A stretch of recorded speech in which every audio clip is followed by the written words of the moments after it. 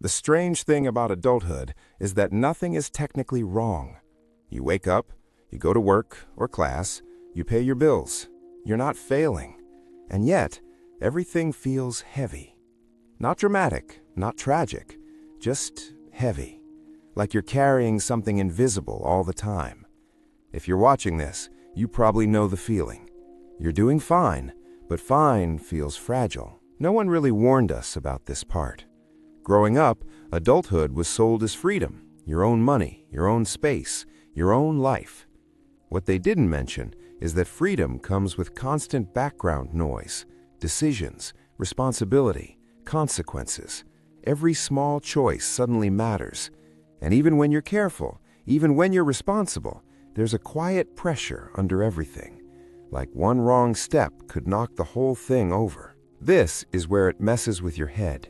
You look around and think, other people are handling this. Why does it feel so hard for me? So you turn it inward. Maybe I'm bad at adulthood. Maybe I'm lazy. Maybe I just can't handle real life. But that's not what's happening. What you're feeling isn't failure. It's living without margin. Margin is the space between everything is okay and everything is falling apart. And most people our age are living with almost none of it. When there's no margin, every expense feels personal, every surprise feels dangerous, every decision feels heavier than it should. Adulthood feels heavy when there's no room to land.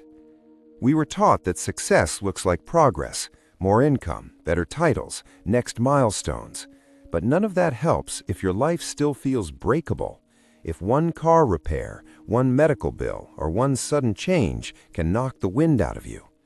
That kind of instability keeps your body on constant alert. That's the weight you feel.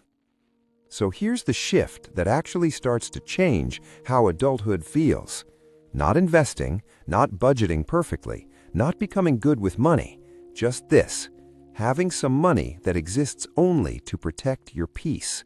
Not a huge amount, not thousands of dollars, even something like $10 set aside on purpose. $10 can change how your brain feels, because now there is proof that not every dollar is already gone, proof that you are not operating at zero. It's not about the amount, it's about proof. Here's what most people don't realize. That $10 isn't meant to stay $10. It changes your behavior. When you set aside $10 once, you prove something to yourself, that money can pause, that not everything disappears immediately. And once that proof exists, your brain relaxes just a little. So next time you set aside another $10, not because you're disciplined, but because it didn't hurt last time. And quietly, without forcing anything, 10 becomes 50, 50 becomes 100. Not overnight, not perfectly, just steadily. Around $100, something shifts, not your lifestyle, your baseline mood. A surprise expense shows up and you don't freeze. Plans change and you don't spiral. You stop waking up already tense. You stop flinching at notifications. You stop feeling like every decision is life or death. That's not wealth, that's room to breathe. This is why adulthood feels so heavy. It's not the responsibilities, it's carrying them with nothing underneath. That small buffer brings something back we didn't realize we lost. An undo button. Not a perfect safety net, just enough support to stop bracing for impact all the time. And when you're not bracing, life feels lighter. So if adulthood feels heavy right now, don't ask yourself, what's wrong with me? Ask something simpler. How much room do I have to breathe?